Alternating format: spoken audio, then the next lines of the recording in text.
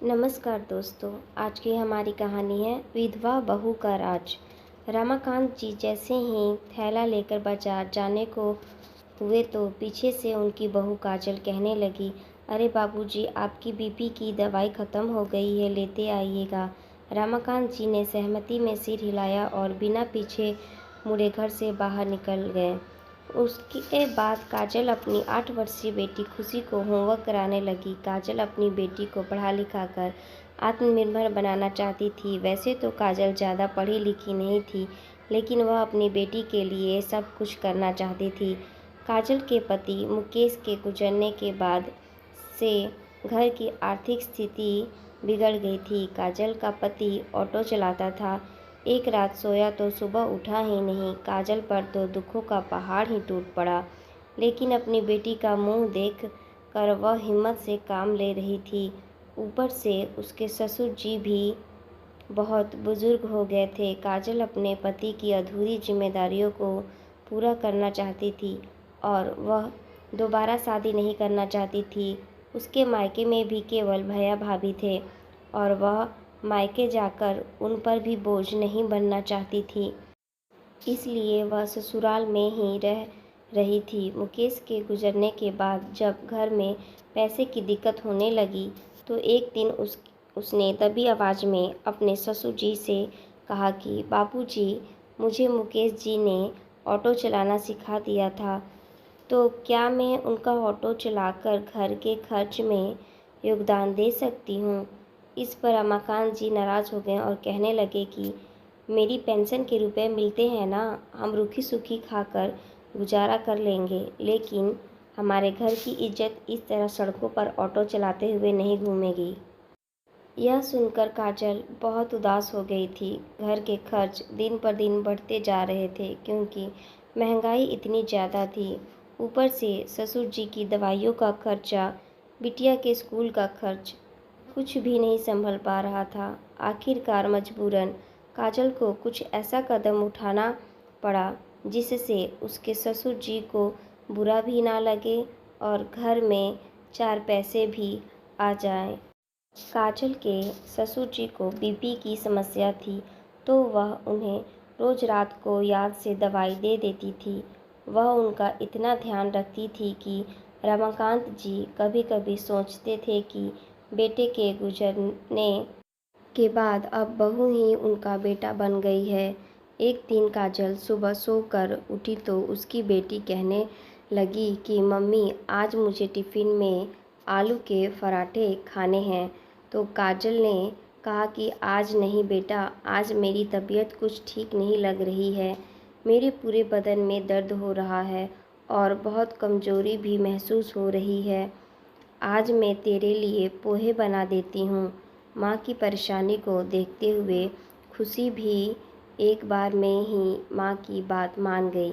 रमाकांत जी भी वहीं पर बैठे हुए अखबार पढ़ रहे थे और पिछले कुछ दिनों से देख रहे थे कि हर सुबह उनकी विधवा बहू बदन दर्द और कमजोरी की शिकायत करती थी। वह सोचने लगे कि बहू उन्हें रोज रात को गोली देकर उनके सोने के बाद आखिर रात को ऐसा भी क्या करती थी कि दिन पर दिन वह एकदम सूखकर कांटा होती जा रही थी।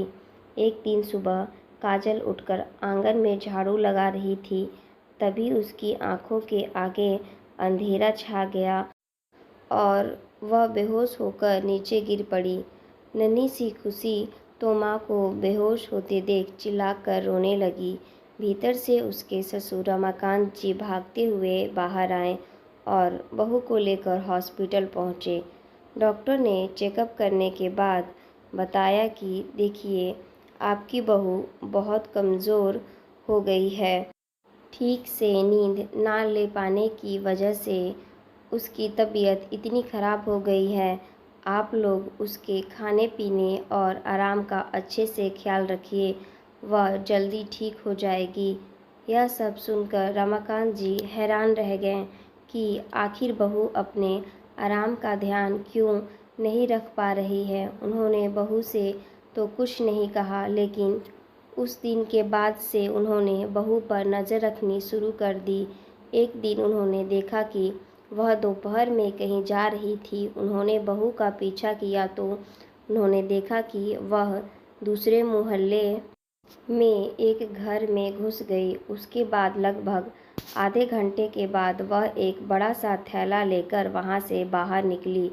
रमाकांत जी को बहुत कौतूहल हो रहा था कि आखिर बहू यह सब क्या कर रही है। उन्होंने सीधे सीधे कुछ पूछना सही नहीं समझा। वह बस छुपकर उसका पीछा करते रहे। बहू घर आई और उसने वह थैला अपने कमरे में अलमारी के ऊपर छुपा कर रख दिया। अब रमाकांत जी ऐसे ही बहू के कमरे में कैसे चले जाते? उन्हें कुछ समझ में नहीं आ रहा था कि आखिर बहू के मन में चल क्या रहा है। उस दिन उन्होंने उस पर कड़ी नज़र रखी हुई थी। रोज रात की ही तरह उस दिन भी उनकी बहू ने रात का खाना और दूध देने के बाद अपने ससुर जी को दवाई दी और अपने कमरे में चली गई। उसने अपने कमरे का दरवाज़ा भीतर से बंद कर लिया। आज रमाकांत जी की आंखों से नींद कोसों दूर थी। वैसे तो उन्हें बहुत गहरी नींद आती थी और नींद उन्हें हमेशा से सबसे प्रिय रही थी, लेकिन आज उन्हें बहुत बेचैनी सी महसूस हो रही थी। वह समझ नहीं पा रहे थे कि बहू आखिर उनसे क्या छुपा रही है। वह सच्चाई जानने को व्याकुल होने लगे। उन्हें नींद नहीं आ रही थी, इसलिए वह आंगन में टहलने लगे, लेकिन देर रात तक भी बहू के कमरे की लाइट जली हुई थी। अब तो उन्हें डर लग रहा था कि बहू कहीं कोई गलत काम तो नहीं कर रही है। आखिर उस झोले में ऐसा क्या था?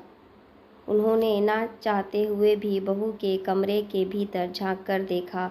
कमरे से धीरे धीरे कुछ आवाज़ भी आ रही थी। अंदर का दृश्य देखकर वह हैरान रह गए। उनकी बहू बैठकर काम कर रही थी। वह पेन के कई पार्ट्स को जोड़कर पेन को असेंबल कर रही थी। बगल में ही ढेर सारे इलेक्ट्रिक स्विच रखे हुए थे। पेन वाला काम ख़त्म करने के बाद वह स्विच में स्क्रू लगाने लगी। यह सब देखकर रमाकांत जी का मन पिघल गया। बेटे के गुजरने के बाद घर के खर्च के लिए उनकी बहू रात रात भर जागकर इतना काम कर रही थी। यह सब देखकर उनका हृदय पीड़ा के मारे तड़पने लगा और वह सोचने लगे कि काश कि मुझे पेंशन में और ज़्यादा रुपए मिलते तो बहू को इतनी परेशानी ना उठानी पड़ती। वैसे भी इतनी मेहनत वाला काम करके भी बहू को कितने कम रुपए मिलते होंगे। उनकी आंखों से अपने आप ही आंसू टपकने लगे और वह चुपचाप अपने कमरे में जाकर लेट गए।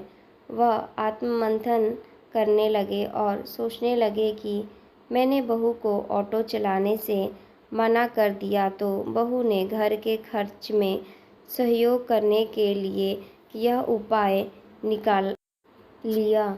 वह फूट फूट कर रोने लगे और सोचने लगे कि बेटा तो जिंदगी में रहा नहीं। अगर बहू को भी इस चक्कर में कुछ हो गया तो मैं क्या करूँगा। वह आत्मग्लानि से भर उठे कि वह अपने परिवार का ठीक से ध्यान नहीं रख पा रहे हैं। अगली सुबह जब काजल सोकर उठी तो उसके ससुर जी ने चाय नाश्ता पहले से ही तैयार करके रखा हुआ था। काजल को आते हुए देखकर वह कहने लगे, बहू पहले चाय पी लो और फिर मेरे कमरे में आओ, मुझे तुमसे बहुत ज़रूरी बात करनी है।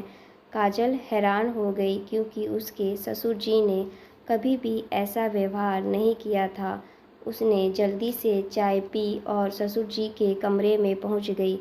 रमाकांत जी ने भरे गले से कहा, बहू मुझे तुम्हारा राज पता चल गया है। मैंने अपने परिवार की इज्जत की दुहाई देकर तुम्हें ऑटो चलाने से मना कर दिया तो तुम रात के अंधेरे में छुपकर मेहनत वाला काम करने लग गई। तुम दिन भर भी घर के कामों में लगी रहती हो और रात को भी तुम्हें आराम नहीं मिलता। ऐसे कैसे चलेगा। बहू मुझे मेरी गलती का एहसास हो गया है। सबसे पहले अपना परिवार है और परिवार की ज़रूरतें महत्वपूर्ण होती है। इज्जत के नाम पर हम अपने परिवार के साथ खिलवाड़ नहीं कर सकते। मैं अपनी भूल स्वीकार करता हूँ। मेरी पेंशन के रुपए से घर का खर्चा चलना मुश्किल है। आगे बिटिया का भविष्य भी तो देखना है, इसलिए मैं तुम्हें ऑटो चलाने की अनुमति देता हूँ। अगर मेरी बूढ़ी हड्डियों में जान रहती तो मैं खुद कोई काम कर लेता। यह सुनते ही काजल की आंखें खुशी से छलक पड़ी। वह अपने ससुर जी के पैर छूते हुए बोली, बाबूजी, बस आपका आशीर्वाद साथ रहे तो सब कुछ बढ़िया हो जाएगा। वह तो अच्छा है कि मुकेश जी ने समय रहते मुझे भी ऑटो चलाना सिखा दिया था। आज उनकी अनुपस्थिति में कम से कम मैं इस लायक तो हूँ कि ऑटो चलाकर इस परिवार का ध्यान रख सकूँ। रमाकांत जी ने गर्व भरी नज़रों से अपनी बहू को देखते हुए कहा, तो फिर ठीक है। आप सभी का धन्यवाद।